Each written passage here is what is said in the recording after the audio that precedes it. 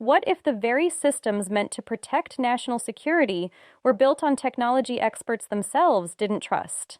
Imagine federal cyber specialists, people trained to detect the smallest vulnerabilities, raising red flags about a major cloud platform, calling it deeply flawed, even unsafe. And then, despite those warnings, the system gets approved anyway. This isn't fiction. It's a story that sits at the intersection of government decision-making, corporate power, and the fragile backbone of modern digital infrastructure. And at the center of it all, Microsoft's cloud.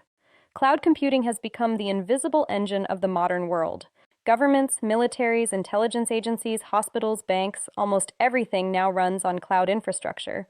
In the United States, federal agencies have increasingly shifted sensitive data and operations to private tech giants like Microsoft, Amazon, and Google. This transition was meant to improve efficiency, reduce costs, and modernize outdated systems.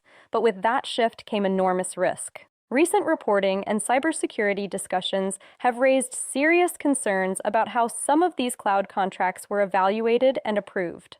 The controversy centers on a troubling claim that internal cybersecurity experts had deep reservations about the platform's security posture.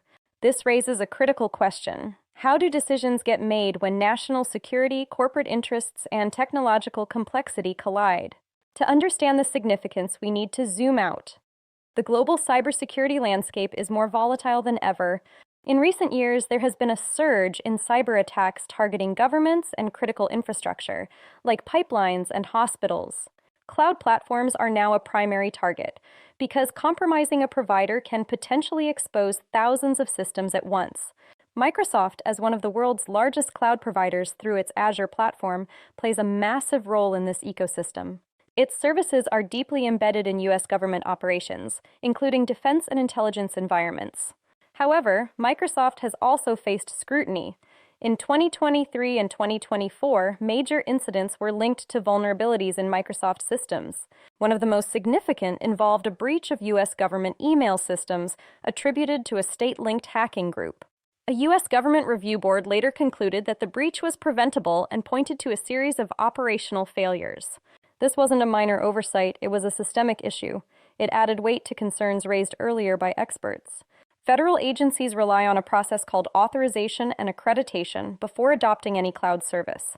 This process is designed to ensure systems meet strict security standards. In theory, nothing gets approved without rigorous checks. But in practice, things are more complicated. We'll explore why in the next segment.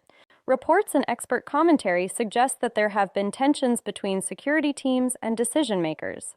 Cybersecurity professionals often push for stricter controls, while procurement and policy officials may prioritize cost, speed, or strategic partnerships.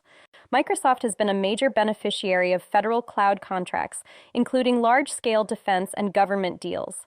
These contracts are not just technical, they are political, economic, and strategic. Second, the complexity of cloud systems makes them difficult to fully evaluate. Modern cloud platforms are vast, constantly evolving, and highly interconnected. Even experienced experts can struggle to assess every potential vulnerability.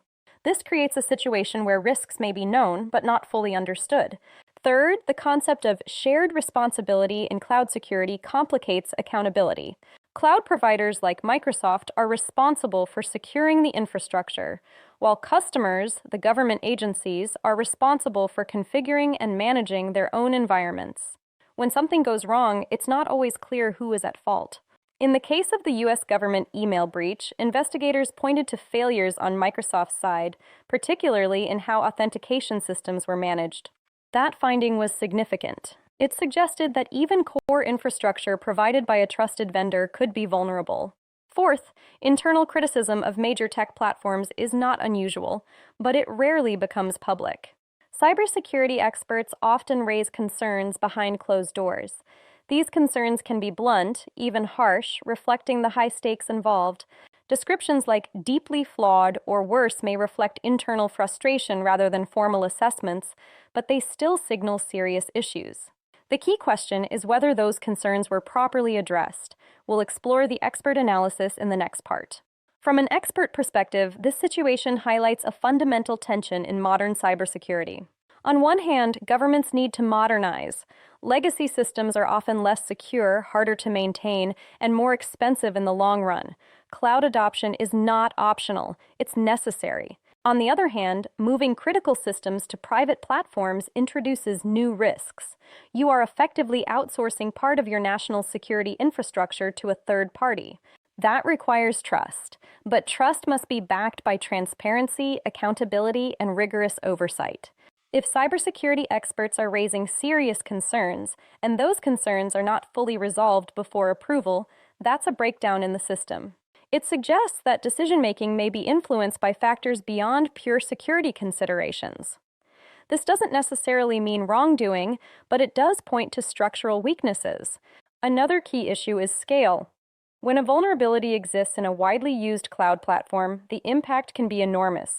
A single flaw can affect multiple agencies. This is why experts often advocate for a zero-trust approach, assuming that no system is inherently secure and continuously verifying every access point. The incidents involving Microsoft have reinforced this mindset. They've also sparked broader debates about whether governments should diversify their cloud providers. At first glance, this might seem like a technical issue, something that only affects government agencies and cybersecurity professionals. But the reality is much bigger. Your data, your privacy, and even your daily life are increasingly tied to cloud infrastructure. When governments adopt cloud platforms, they're handling everything from healthcare records to financial systems. If those systems are compromised, the consequences can be widespread. Service disruptions, data breaches, national security risks, these are not abstract threats. They are real-world impacts. Moreover, this story raises deeper questions about accountability. Who decides what is secure enough? Who takes responsibility when things go wrong? And how transparent are those decisions? In an era where technology companies hold immense power, these questions are becoming more urgent. Thank you for watching this investigation into the backbone of our digital world.